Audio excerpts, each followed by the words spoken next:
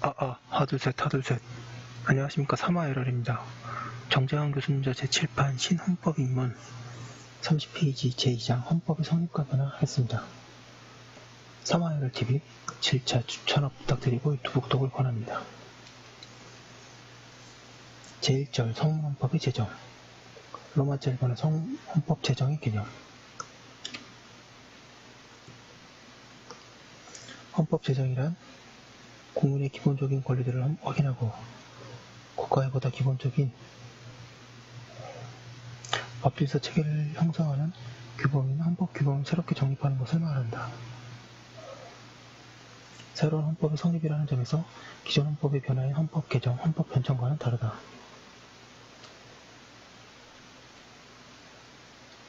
로마자 2번의 헌법 제정 권력. 1번의 개념. 헌법 제정 권력을 헌법 규범을 새로이 생성해야 하는 원동력이 되는 것을 의미한다.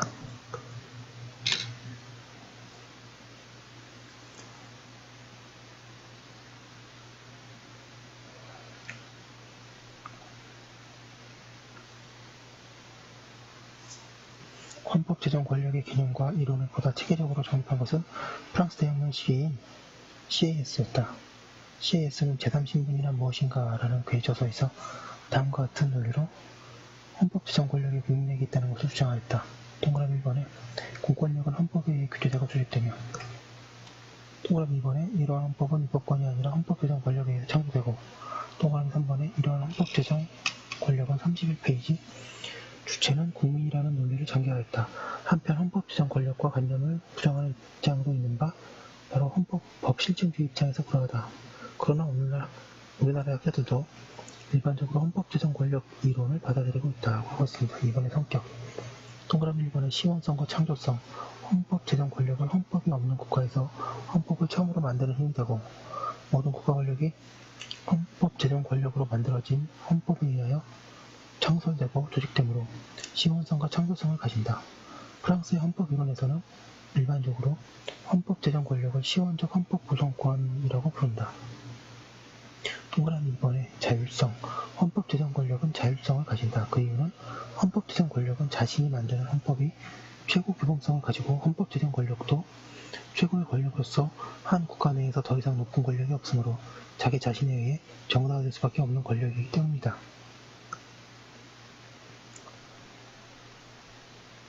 동그라미 3번에 불가분성과 통일성. 헌법 제정 권력은 나눠질 수 없고 포괄적이며 통일성을 지닌다고 본다. 이에 반해 헌법 제정 권력에 의해 비로소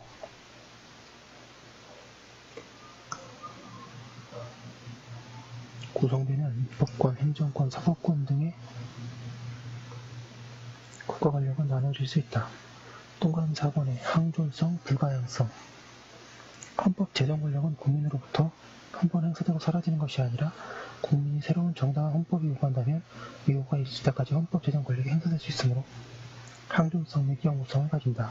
헌법 제정 권력은 주권에서 나오고 민주국가에서 주권은 국민에게 있으며, 따라서 헌법 제정 권력도 주권자인 국민에게 있으므로 국민에게 주권자가 아닌 다른 주체가 연구될 수 없기에 불가항성을 가진다. 동그라미 5번에 법적 권력. 헌법 제정 권력은 단순한 사실이 아니라 법적 권력이다.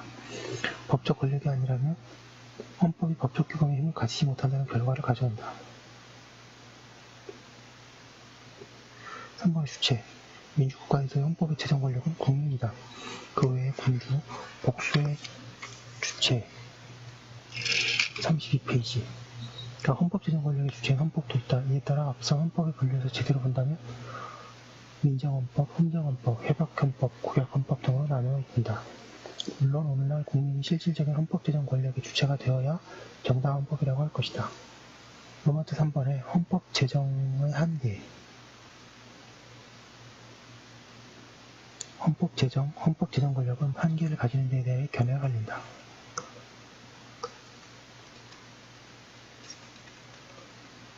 법 실증주의적 입장에서 헌법 제정 권력은 법적인 힘이 아니라 사실상의 힘이라고 하여 그 법적 한계가 없다고 보는 부정설과,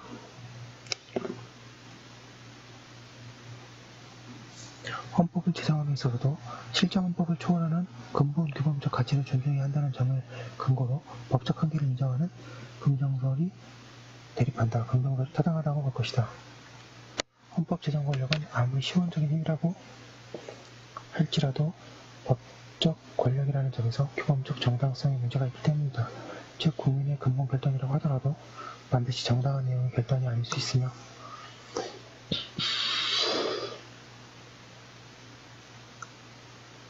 인간의 존엄과 가치를 같이 불변의 근본적 헌법 가치는 헌법 제정 권력의 행사에 있어서도 존중되어야 하므로 그러한 근본적 헌법 가치가 헌법 제정의 한계가 된다. 따라서 인간의 존엄과 가치, 근본 규범을 무시하는 헌법 제정 권력의 행사는 정당성을 가지지 못한다. 그러므로 헌법 제정의 한계로서의 정당성의 확보, 헌법적 근본 규범, 근본 가치의 존중 등을 볼 수 있다고 하고 있습니다. 로마자 4번의 헌법 제정의 유형과 절차.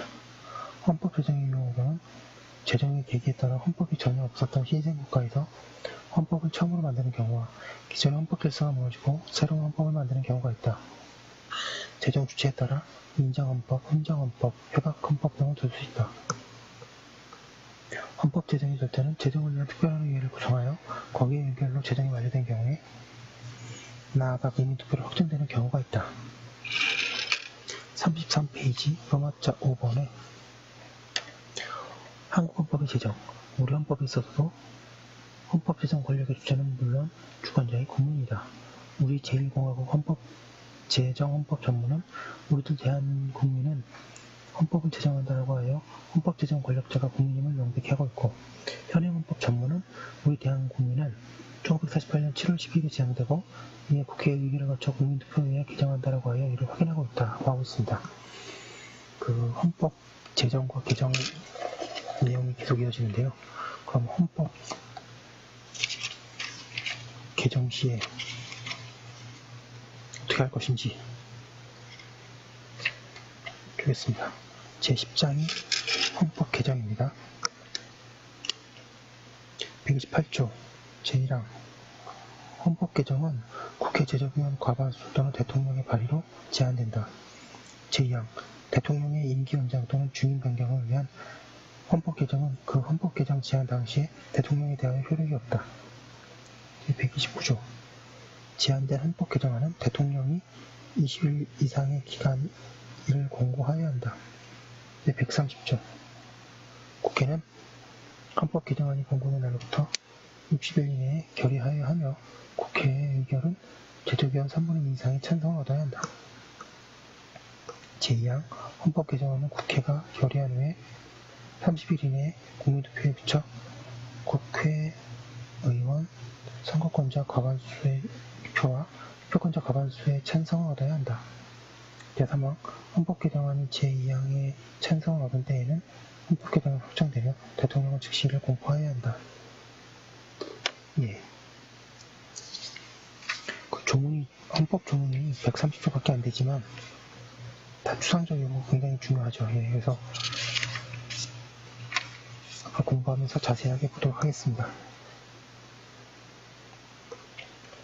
그럼 여기까지 한 거 올려두고 또 이어서 하도록 하겠습니다.